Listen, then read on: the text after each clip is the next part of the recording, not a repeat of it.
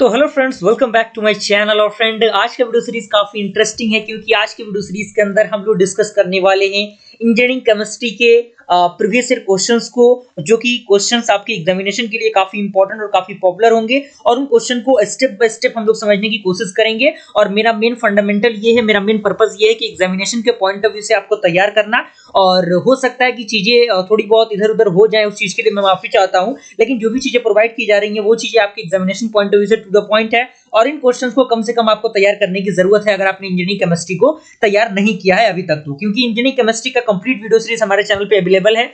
और ये important question का वीडियो सीरीज मात्र आपके एग्जामिनेशन को क्लियर करने के लिए बनाया जा रहा है, क्योंकि बहुत सारे कंफ्यूजन, बहुत सारे डाउट्स स्टूडेंट के मन में रहता है। उन सारे डाउट्स को कवर अप करने के लिए ये वीडियोस बनाए जा रहे हैं। तो बने रहिएगा अंत तक, एक एक पॉइंट आप इन चीजों को लिखते चलिएगा, नोट्स को बनाते रहिएगा और चीजों को समझते चलिएगा, ताकि जो समझ लेंगे आप चीजों को एक बार, तो आपका जो अंडरस्टैंडिंग है वो क्लियर हो जाएगा। ओके, और सारे क्वेश्चन, जितने क्वेश्चन बताए जाएंगे वो सारे क्वेश्चंस आपके एग्जामिनेशन के लिए काफी इंपॉर्टेंट है।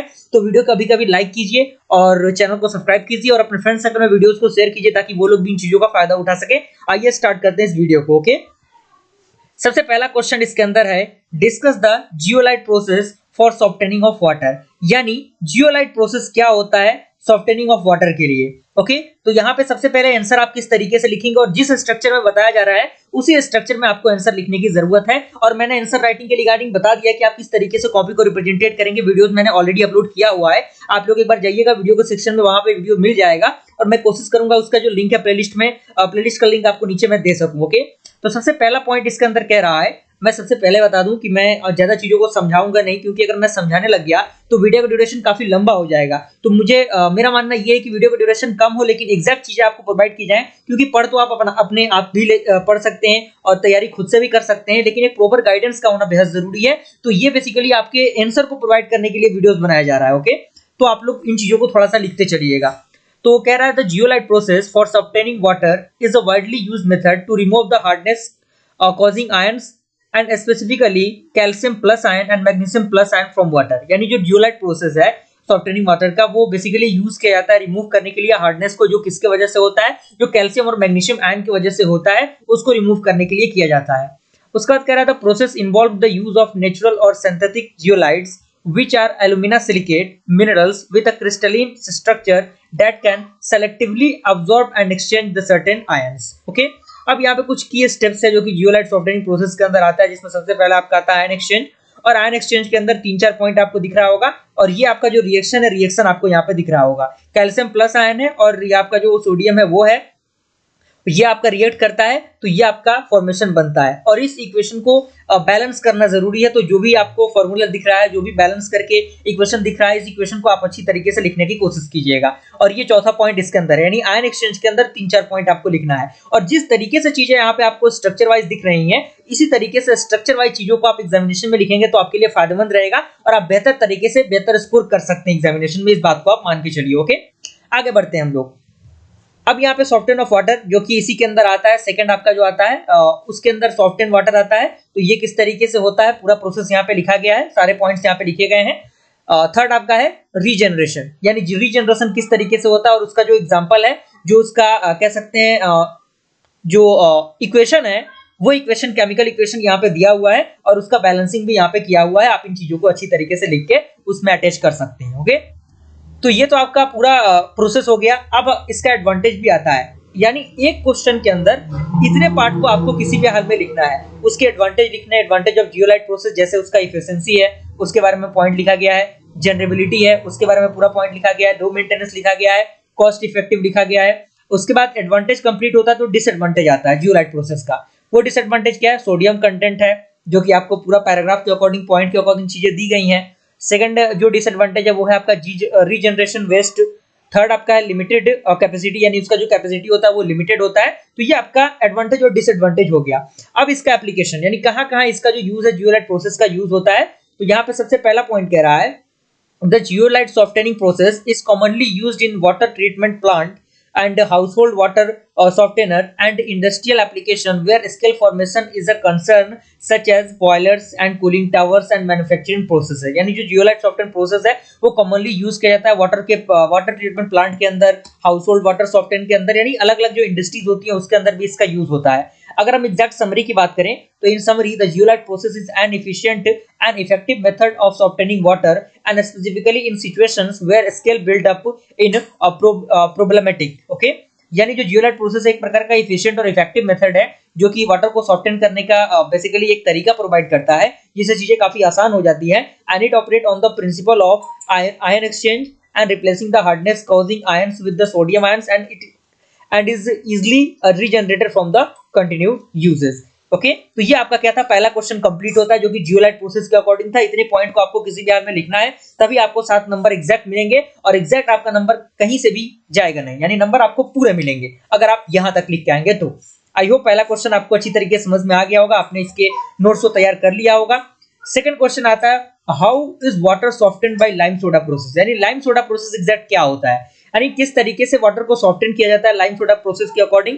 पहला तो हमारा क्या था, पहला हमारा जियोलाइट था, दूसरा हमारा लाइम सोडा है और इसके एडवांटेज क्या होते हैं। तो ये लाइम सोडा के बारे में पूरा प्रोसेस यहाँ पे दिख रहा होगा, तो ये पूरा प्रोसेस यहाँ पे दिख रहा है, पूरा पॉइंट यहाँ पे लिखा गया है। इसके प्रोसेस की हम बात करें तो सबसे पहला प्रोसेस आपका है addition of lime, that means calcium hydroxide, यानी कैल्शियम हाइड्रोक्साइड का एडिशन करके किस तरीके से हम उसको मतलब रिमूव करते हैं, क्या उसका प्रोसेस होता है। तो यहाँ पे देख सकते हैं कैल्शियम प्लस आयन का रिएक्शन कैल्शियम हाइड्रोक्साइड के साथ होगा तो आपका CaCO3 यानी ये बनेगा आपका प्रेसिपिटेट हो जाएगा ये। और मैग्नीशियम हार्डनेस की हम बात करें तो सेम वही प्रोसेस होगा, मैग्नीशियम हाइड्रोक्साइड यहाँ पे बनेगा। तो ये आपका पूरा प्रोसेस है जिस प्रोसेस को आपको लिखने की जरूरत है। सेकंड आपका है addition of soda ash, that means sodium carbonate यानी Na2CO3 का एडिशन करके। तो यहाँ पे कैल्शियम में हम ऐड करेंगे Na2CO3 को तो क्या बनेगा, CaCO3 बनेगा और ये प्रेसिपिटेट हो जाएगा। और इसके अंदर के सारे पॉइंट्स यहाँ पे आपको दिख रहे होंगे जो कि आपको एग्जैक्ट लिख के आना है। थर्ड आपका है प्रेसिपिटेशन एंड रिमूवल, यहाँ पे कह रहा है the calcium carbonate that means CaCO3 and magnesium hydroxide MgOH2 का whole twice formed in these reaction and are insoluble in water and precipitate out, यानी कि ये क्या होता है, वाटर में insoluble होता है और precipitate नहीं हो पाता, यानी precipitate out हो जाता है। and the precipitate can be removed by the filtration or salting, यानी filtration और salting की मदद से इसको क्या किया जा सकता है, रिमूव किया जाता है। तो ये आपका पूरा फंडामेंटल हो गया। अगर हम इसके एडवांटेज की बात करें लाइम सोडा प्रोसेस के तो पहला एडवांटेज में आपका है इफेक्टिव रिमूवल ऑफ हार्डनेस, और इसके अंदर पॉइंट लिखा गया है। मैं पॉइंट को समझाऊंगा नहीं क्योंकि मैंने बहुत पहले ही बता दिया था कि चीजों को मैं समझाने में टाइम वेस्ट नहीं करूंगा। एग्जैक्ट मेरा फंडामेंटल ये कि आपको आंसर प्रोवाइड किया जाए, और ऐसा नहीं कि इन वर्ड्स का मुझे मतलब नहीं पता है, ऐसा नहीं है। मैं चाहता हूं कि कम ड्यूरेशन में आप लोग ज्यादा से ज्यादा चीजों को अचीव कर पाएं और चीजों को समझ पाएं। सेकंड आपका है लो कॉस्ट। थर्ड आपका एडवांटेज है सिंपल ऑपरेशन। फोर्थ आपका है reduction of scale formation. Fifth आपका है रिडक्शन इन सोप कंजम्पशन। और सिक्स आपका है removal of soap other containments. Okay, तो ये आपका एडवांटेज है। इसी के साथ डिसएडवांटेज की हम बात करें यानी लिमिटेशन की, तो ये भी लिखना जरूरी है। स्लज जनरेशन, तो इसके वजह से जो स्लज का जनरेशन है वो हो जाता है जो कि एक डिसएडवांटेज का काम करता है। And not suitable for all type of hardness, यानी जो आपका लाइम सोडा प्रोसेस है वो हर प्रकार के हार्डनेस के लिए सुटेबल नहीं होता। तो ये भी सवाल आपका कंप्लीट होता है, कोई दिक्कत परेशानी इस सवाल के अंदर आपको नहीं होनी चाहिए, पूरा अच्छी तरीके से एक्सप्लेन किया हमने। सेकंड आपका जो अगला क्वेश्चन है वो है आपका given a detail amount on the following, that means caustic embrittlement and boiler corrosion. तो सबसे पहला आपका है कॉस्टिक इम्ब्रिटलमेंट। तो कॉस्टिक इम्ब्रिटलमेंट क्या होता है, यहाँ पे लिखा हुआ है, कह रहा है caustic embrittlement is a type of material degradations and primarily affecting metals and specifically steels and alloy due to the presence of concentrated caustic substances and typically sodium hydroxide in high temperature and high pressure environment such as in the boiler or industrial system। अगर हम mechanism की बात करें caustic embrittlement की, तो caustic embrittlement के अंदर सबसे पहला मैकेनिज्म जो आता है वो आता है कॉस्टिक सॉल्यूशन इनफिल्ट्रेशन। तो कॉस्टिक सॉल्यूशन इनफिल्ट्रेशन के अंदर पूरा पॉइंट यहाँ पे दिया हुआ है। सेकेंड आपका आता है stress concentration and hydrogen embrittlement, तो इसके बारे में पूरा पॉइंट यहाँ पे दिया हुआ है। 4 पॉइंट में अंदर जो चीजें हैं वो लिखी गई हैं। थर्ड आपका क्या है, सेकंड तो आपका मैकेनिज्म हो गया। थर्ड आपका मैकेनिज्म है वो है आपका लोकलाइज्ड कोरोजन। तो लोकलाइज्ड कोरोजन के अंदर पूरा पॉइंट लिखा गया है। फोर्थ आपका है क्रैक प्रोपगेशन। तो क्रैक प्रोपगेशन के अंदर भी पूरा पॉइंट लिखा गया है। अब यहाँ पे अगला पॉइंट इसी के अंदर आता है, कॉस्टिक इम्ब्रिटलमेंट के अंदर ही हम लोग डिस्कस कर रहे हैं हम लोग, वो है आपका factor contributing to the caustic embrittlement, जिसमें सबसे पहला आपका आता है कंसंट्रेशन ऑफ NaOH यानी सोडियम हाइड्रोक्साइड का कंसंट्रेशन, इसके अंदर एक पॉइंट लिखा गया है। सेकंड आपका है हाई टेम्परेचर, इसके अंदर एक पॉइंट लिखा गया है। थर्ड आपका है स्ट्रेस, स्ट्रेस के बारे में पूरा पॉइंट लिखा गया है। और फोर्थ आपका क्या है वो है लो एक्सपोर्ट टाइम्स, तो ये भी आपका पूरा पॉइंट यहाँ पे लिखा हुआ है। अब यहाँ पे आता है प्रिवेंशन ऑफ कॉस्टिक इम्ब्रिटलमेंट, यानी कॉस्टिक इम्ब्रिटलमेंट का प्रिवेंशन किस तरीके से होता है। तो सबसे पहला तरीका है प्रॉपर केमिकल कंट्रोल, तो इसमें 2 पॉइंट आपको लिखा गया है। दूसरा आपका है मटेरियल सिलेक्शन, मटेरियल सिलेक्शन यानी मटेरियल को सेलेक्ट करके, तो वो आपका पहला पॉइंट इसके अंदर लिखा गया है। थर्ड आपका है रेगुलर इंस्पेक्शन, तो रेगुलर इंस्पेक्शन की मदद से भी चीजें सॉल्व हो जाती हैं। और फोर्थ आपका है स्ट्रेस रिलीफ, तो ये भी आपके सामने पॉइंट लिखा गया है।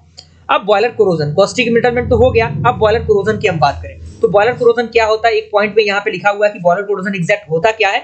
अब टाइप ऑफ बॉयलर कोरोजन की हम बात करें तो बॉयलर कोरोजन कितने टाइप के होते हैं। पहला आपका बॉयलर कोरोजन होता है एक्सटर्नल कोरोजन। एक्सटर्नल कोरोजन में आपका आता है कॉज, दूसरा आता है फैक्टर, तीसरा आता है रिजल्ट। अब कॉज क्या होता है, फैक्टर क्या होता है, रिजल्ट क्या होता है, सारे पॉइंट यहाँ पे लिखे गए हैं। सेकंड आपका बॉयलर कोरोजन आता है इंटरनल कोरोजन। इंटरनल कोरोजन का कॉजेज यहाँ पे दिया हुआ है, उसका फैक्टर दिया हुआ है। और थर्ड इसका जो टाइप आता है, यहाँ पे जो टाइप है, टाइप आपका देख सकते हैं oxygen corrosion, acidic corrosion and pitting corrosion and galvanic corrosion. अब ये सारे कोरोजन क्या होते हैं, किस तरीके से वर्क करता है, कौन कौन से केमिकल्स के अंदर आते हैं, सारे पॉइंट यहाँ पे लिखे गए हैं। अब यहाँ पे आता है कॉस्टिक कोरोजन, जिसे हम लोग कॉस्टिक इम्ब्रिटलमेंट भी कहते हैं। तो इसमें कह रहा है कि this is a specific form of internal corrosion caused by the presence of high concentration of caustic soda often exacerbated by the high temperature and pressure. यानी ये एक प्रकार का स्पेसिफिक फॉर्म होता है इंटरनल कोरोजन का, जो कि किसकी वजह से हो पाता है, presence of high concentration caustic soda की वजह से हो पाता है। और इसका जो टेम्परेचर और प्रेशर होता है वो काफी हाई होता है and it can lead to the embrittlement and cracking of the boiler component and particularly in the areas of high stress. Okay, अब यहाँ पे factor of contributing to the boiler corrosion की हम बात करें, यानी कौन कौन से फैक्टर्स के अंदर आते हैं, तो सबसे पहला फैक्टर आता है oxygen content in feed water, तो इसके अंदर पूरा पॉइंट लिखा गया है। वाटर क्वालिटी के अंदर पूरा पॉइंट लिखा गया है। थर्ड नंबर आता है एसिडिक कंडीशन, तो इसके अंदर भी पूरा पॉइंट लिखा गया है। फोर्थ आता है टेम्परेचर एंड प्रेशर, तो टेम्परेचर और प्रेशर के अंदर पूरा पॉइंट यहाँ पे अच्छी तरीके से लिखा गया है। फिफ्थ आपका आता है इनएडिक्वेट वाटर ट्रीटमेंट, तो ये क्या होता है, पूरा पॉइंट यहाँ पे लिखा हुआ है। अब यहाँ पे आता है प्रिवेंटिंग बॉयलर कोरोजन, यानी बॉयलर कोरोजन को किस तरीके से प्रिवेंट किया जाता है। अभी हम लोग वही क्वेश्चन डिस्कस कर रहे हैं, वही क्वेश्चन के अंदर दो आपके पॉइंट थे, तो दोनों पॉइंट को क्लियर करना जरूरी है। तो सबसे पहला प्रिवेंटिंग आता है वाटर ट्रीटमेंट, तो वाटर ट्रीटमेंट के अंदर 3 पॉइंट लिखा गया है। सेकंड आपका आता है रेगुलर इंस्पेक्शन एंड मेंटेनेंस, तो रेगुलर इंस्पेक्शन मेंटेनेंस के अंदर सारे पॉइंट लिखे गए हैं। थर्ड आपका आता है मटेरियल सिलेक्शन। फोर्थ आपका आता है कोरोजन इनहिबिटर्स, यानी यहाँ पे नंबरिंग थोड़ा सा गलत हो गया, आप लोग इसको सही कर लीजिएगा। और फिफ्थ आपका आता है क्या, वो आपका है डीएरिटेटर्स एंड सिक्स आता है मॉनिटरिंग एंड कंट्रोल सिस्टम। अगर हम समरी की बात करें, एग्जैक्ट कॉस्टिक इम्ब्रिटलमेंट क्या होता है एक पॉइंट के अंदर लिखा गया है, और बॉयलर कोरोजन क्या होता है एक पॉइंट में लिखा गया है। समझने के लिए ये चीजें हैं जो कि आपको कवर अप करनी है। यहां तक आई होप पूरा प्रोसेस आपको समझ में आ गया होगा। वीडियो को लाइक जरूर कीजिएगा ताकि चीजें मुझे समझ में आए कि एग्जैक्ट आपको चीजों को अचीव कर पा रहे हैं, और जो चीजें मैं बताने की कोशिश कर रहा हूं वो चीजें आप समझ पा रहे हैं। फोर्थ आपका क्वेश्चन है व्हाट इज लुब्रिकेंट्स, यानी लुब्रिकेंट्स क्या होता है, and with the help of net diagram explain the following criteria of lubricant of viscosity, flash and fire point. यानी लुब्रिकेंट क्या होता है और उसके अंदर डायग्राम के अकॉर्डिंग आपको विस्कोसिटी को बताना है, और विस्कोसिटी के साथ साथ आपको फ्लैश एंड फायर पॉइंट बताना है। तो सबसे पहले आंसर की हम बात करें तो लुब्रिकेंट के नाम से आपको हेडिंग बना लेना है, और लुब्रिकेंट क्या होता है पूरा पॉइंट के अंदर लुब्रिकेंट के बारे में पूरा फंडामेंटल यहाँ पे लिखा गया है। आपको कोई दिक्कत परेशानी इसके अंदर नहीं होगी, आप अच्छी तरीके से इनको लिख सकते हैं। ओके, बिल्कुल इजीएस्ट लैंग्वेज है, आप अच्छी तरीके से इनको समझ सकते हैं और चीजों को याद करने की कोशिश कीजिए, क्योंकि बहुत ज्यादा जरूरी है ये सारी चीजें। अगर हम क्राइटेरिया की बात करें लुब्रिकेंट्स की, तो सबसे पहला क्राइटेरिया विस्कोसिटी ऑफ लुब्रिकेंट। तो ये विस्कोसिटी क्या होता है, विस्कोसिटी के बारे में पूरा पॉइंट लिखा गया है। हाई विस्कोसिटी लुब्रिकेंट क्या होता है, लो विस्कोसिटी लुब्रिकेंट क्या होते हैं, वो सारे पॉइंट भी यहाँ पे लिखे गए हैं। चीजों को मैं समझाऊंगा नहीं, क्योंकि मैं चाहता हूं कि वीडियो कम ड्यूरेशन में आप तक जो एग्जैक्ट सॉल्यूशन है इन सारे क्वेश्चंस का पहुंच पाए, क्योंकि सॉल्यूशन का पहुंच पाना बहुत जरूरी है। अब यहाँ पे viscosity is typically measure in 2 वे, यानी 2 तरीके से विस्कोसिटी को मेजर किया जाता है। पहला आपका आता है काइनेमेटिक विस्कोसिटी, दूसरा आता है डायनामिक विस्कोसिटी। अब यहाँ पे रिलेशनशिप है टेम्परेचर एंड विस्कोसिटी के बीच में, आप इसको लाइन ड्रॉ कर लीजिएगा, डॉटेड आपको नहीं दिखाना है, लाइन आपको ड्रॉ करना है। पहला आपका यहाँ पे देख सकते हैं टेम्परेचर है, यहाँ पे आपका जो विस्कोसिटी है वो है, और ये एक लीनियर लाइन यहाँ पे जा रहा है जो कि आपको ड्रॉ करना है according to the ChatGPT. ये चीजें ली गई हैं चार्ट जीपीटी की मदद से, इसीलिए मैंने डायरेक्टली इसके स्क्रीनशॉट को यहाँ पे लगा दिया है। आप लोग को विशेषकर एग्जैक्ट चीजों को समझने की जरूरत है। सेकंड आपका आता है flash point and fire point. तो फ्लैश पॉइंट क्या होता है, पूरा पॉइंट यहाँ पे लिखा हुआ है। अब फायर पॉइंट क्या होता है, फायर पॉइंट के अंदर पूरा पॉइंट लिखा हुआ है। अब यहाँ पे इंपॉर्टेंट एस्पेक्ट होते हैं जो कि फ्लैश एंड फायर पॉइंट के होते हैं, जिसमें सबसे पहला आपका आता है higher flash and fire point, और दूसरा आता है lower flash and fire point. यानी हायर फ्लैश और फायर पॉइंट क्या होता है, और लोअर फ्लैश पॉइंट और फायर पॉइंट क्या होते हैं, ये पूरे चीजें यहाँ पे आपको लिखी गई हैं। और इसके डायग्राम की बात करें तो डायग्राम आप देख सकते हैं, यहाँ पे आपको एक सिंगल लाइन, यहाँ पे एक लाइन, और इस तरीके से ये जो लाइन है टेढ़ी मेढ़ी लाइन यहाँ पे खींची गई है। तो ये आपको इसी तरीके से कर्व के अकॉर्डिंग आपको डिस्प्ले करना है, खींचने की जरूरत है। ओके, समरी की बात करें कि एक लाइन में विस्कोसिटी क्या होता है, तो एक लाइन में विस्कोसिटी को बताया गया है, और दूसरे लाइन में फ्लास्क पॉइंट क्या होता है, फ्लास्क पॉइंट को भी एक लाइन में बताया गया है। इसी के साथ ये क्वेश्चन भी हमारा कंप्लीट होता है। आई होप आप लोग यहाँ तक जरूर पहुंचे होंगे, तो कमेंट के जरिए जरूर बताइएगा। सेकंड आपका है वो है आपका explain the preparation properties and uses of bakelite, यानी बेकेलाइट क्या होता है, उसका प्रिपरेशन किस तरीके से होता है, प्रॉपर्टी क्या होता है, यूजेस क्या होता है। तो बेकेलाइट क्या होता है पूरा पॉइंट यहाँ पे लिखा हुआ है। उसके बाद इसके प्रिपरेशन की हम बात करें तो प्रिपरेशन में सबसे पहले आप देख सकते हैं कंडेंसेशन रिएक्शन, तो रिएक्शन की मदद से किस तरीके से बेकेलाइट का फॉर्मेशन होता है। सेकंड आपका आता है the reaction occurs in 2 stage, यानी ये जो एक रिएक्शन होता है वो 2 स्टेज में कंप्लीट होता है। फर्स्ट स्टेप क्या है, फॉर्मेशन ऑफ नोवोलाइक, नोवोलाइक के फॉर्मेशन की मदद से, तो यहाँ पे फिनॉल प्लस फॉर्मल्डिहाइड बेस के रिएक्शन में बनता है तो वो नोवोलाइक बनता है। ये आपका इक्वेशन आपको लिखने की जरूरत है। और यहाँ पे आप देखिए सेकंड स्टेप की हम बात करें वो तो पहला स्टेप था, दूसरा स्टेप का पॉइंट यहाँ पे लिखा हुआ है, और इसका जो रिएक्शन है नोवोलाइक प्लस फॉर्मल्डिहाइड एसिड क्रिस्टलिस्ट के अकॉर्डिंग में बनेगा, तो वो क्या देगा, हमें बेकेलाइट देगा, जो कि एग्जैक्ट हमें बेकेलाइट चाहिए। और इसका जो सेकंड आपका है वो है modelling and curing. Modelling and curing क्या होता है, पहला तो आपका ये था जो कि ये वाला प्रोसेस था कंडेंसेशन रिएक्शन। सेकंड आपका क्या है, सेकंड आपका मोल्डिंग एंड क्यूरिंग। तो मोल्डिंग एंड क्यूरिंग क्या होता है पूरा पॉइंट दिया गया है। अब यहाँ पे प्रॉपर्टीज की हम बात करें, प्रॉपर्टीज क्या होता है बेकेलाइट का, तो सबसे पहला प्रॉपर्टी ये है कि हाई हीट रेजिस्टेंस, और हाई हीट रेजिस्टेंस के अंदर पूरा पॉइंट लिखा गया है। सेकंड आता है आपका वो है आता है इलेक्ट्रिकल इंसुलेटर, तो ये पॉइंट आपको इस इलेक्ट्रिकल इंसुलेटर के अंदर लिखा गया है। थर्ड आपका केमिकल रेजिस्टेंस, इसके अंदर पूरा पॉइंट लिखा गया है। फोर्थ आता है हार्डनेस एंड रिजिडिटी, तो हार्डनेस और रिजिडिटी क्या होता है पूरा पॉइंट यहाँ पे अच्छी तरीके से लिखा गया है। फिफ्थ आपका आता है डायमेंशनल स्टेबिलिटी, तो डायमेंशनल स्टेबिलिटी क्या होता है पूरा एग्जैक्ट यहाँ पे लिखा गया है। सिक्स आपका है गुड सर्विस फिनिश, और सेवन आपका है फ्लेम रिट्रेडेंट। ओके, उसके बाद अगर हम यूजेस की बात करें बेकेलाइट की यूजेस की, तो बेकेलाइट का यूज सबसे पहले आपका आता है इलेक्ट्रिकल एंड इलेक्ट्रॉनिक्स के अंदर, जिसमें सबसे पहले स्विचेस एंड सॉकेट बनाने में और इलेक्ट्रिकल इंसुलेटर बनाने में, और अलग अलग यहाँ पे पॉइंट लिखे गए हैं, उनको आपको लिखने की जरूरत है। सेकंड आपका आता है ऑटोमोटिव इंडस्ट्री के अंदर, जिसमें सबसे पहले आप देख सकते हैं कंपोनेंट फॉर ऑटोमोबाइल्स के लिए, और उसके बाद और भी अलग अलग जो सेक्टर होते हैं उन सेक्टर्स के अंदर ये सारी चीजें पूछी जाती हैं। ओके, उसके बाद और भी सारी चीजें हैं, जैसे कि आपका है हाउस होल्ड आइटम, तो हाउस होल्ड आइटम के अंदर बहुत सारी चीजें हैं, जैसे कुकवे, हैंडल्स है, रेडियो एंड टेलीफोन है। उसके बाद इंडस्ट्रियल कंपोनेंट के अंदर हम बात करें तो ये सारी चीजें हैं, और भी बहुत सारी चीजें हैं जो कि यहाँ पे ऐड करने की जरूरत है, जैसे कि टॉयज हैं। टॉयज के बाद आपका नोवलाटाइज है, उसके बाद आपका कंपोजिट है, ये सारी चीजें के अंदर यूज होता है। ओके, तो यहाँ तक मुझे पूरी उम्मीद है कि सारी चीजें कवर अप हो रही होंगी आपको। नेक्स्ट आपका क्या है, नेक्स्ट आपका 6 है वो कि आपका है right a short note on synthetic rubber, यानी सिंथेटिक रबर क्या होता है, सिंथेटिक रबर के बारे में पूरा शॉर्ट नोट यहाँ पे लिखा हुआ है, और शॉर्ट नोट को एज ए शॉर्ट नोट ही आपको लिखना है प्रॉपर। ऐसा नहीं कि 14 मार्क्स के क्वेश्चन के अकॉर्डिंग आपको शॉर्ट नोट को लिख देना है, ऐसा नहीं, आपको नहीं करना है। ओके, उसके बाद हम आगे बढ़ते हैं 7 नंबर क्वेश्चन की तरफ। 7 नंबर क्वेश्चन है कि what is mean by the phase diagram, यानी फेज डायग्राम क्या होता है। And two component system by using the CU and AG, यानी कॉपर और सिल्वर सिस्टम के अकॉर्डिंग एग्जांपल देना है। तो फेज डायग्राम क्या होता है पूरा यहाँ पे पॉइंट लिखा हुआ है। टू कंपोनेंट की हम बात करें तो 2 कंपोनेंट यहाँ पे लिखे हुए हैं, पॉइंट के अकॉर्डिंग यहाँ पे दिया गया है चीज। और इसके अगर हम बात करें इसके पूरे फंडामेंटल के, पूरा फंडामेंटल यहाँ पे अच्छी तरीके से लिखा गया है, आप इन चीजों को अच्छी तरीके से समझ सकते हैं, जिसमें सबसे पहला आपका आता है सॉलिड सॉल्यूशन, दूसरा आपका आता है फेज बाउंड्रीज, तीसरा आता है इक्विटिक पॉइंट, और चौथा आता है आपका अलाइंग बिहेवियर। और इन सारे पॉइंट के अकॉर्डिंग सारे पॉइंट्स यहाँ पे अटैच किए गए हैं, सारे पॉइंट्स आपके एग्जामिनेशन के लिए काफी इंपॉर्टेंट है, इन सारे पॉइंट्स को आपको कवर अप करने की जरूरत है। आगे बढ़ते हैं हम लोग, अगला क्वेश्चन हमारा है कि how do you explain electronegativity, ionic sizes and electron affinity of sp block, यानी आप क्या समझते हैं इलेक्ट्रोनेगेटिविटी से और आयोनिक साइजेस से और इलेक्ट्रॉन एफिनिटी से किस ब्लॉक के, sp ब्लॉक एलिमेंट के लिए। तो यहाँ पे पूरा पॉइंट लिखा गया इलेक्ट्रोनेगेटिविटी क्या होता है, उसके अंदर ट्रेंड अक्रॉस द पीरियड, उसके बाद ट्रेंड डाउन अ ग्रुप, उसके बाद यहाँ पे एग्जांपल दिया हुआ है, सारे एग्जांपल आपके एग्जैक्ट पोजीशन पे दिए गए हैं, आप इन चीजों को अच्छी तरीके से लिख सकते हैं, कोई दिक्कत परेशानी इसके अंदर नहीं होगी आपको। आयोनिक साइजेस क्या होता है, आयोनिक साइजेस के अकॉर्डिंग सारी चीजें बताई गई हैं, सारी चीजें मेंशन की गई हैं, सारे पॉइंट सारे फंडामेंटल्स यहाँ पे लिखे गए हैं। थर्ड आता है आपका इलेक्ट्रो एफिनिटी, इलेक्ट्रो एफिनिटी के अकॉर्डिंग जो पीरियोडिक टेबल है, पीरियोडिक ग्रुप है, उसके अकॉर्डिंग जो एग्जांपल्स हैं सारे एग्जांपल दिए गए हैं। और लास्ट में आपका समरी है जो कि एक लाइन में इलेक्ट्रोनेगेटिविटी और आयोनिक साइज और इलेक्ट्रॉन एफिनिटी जो है वो लिखा गया है।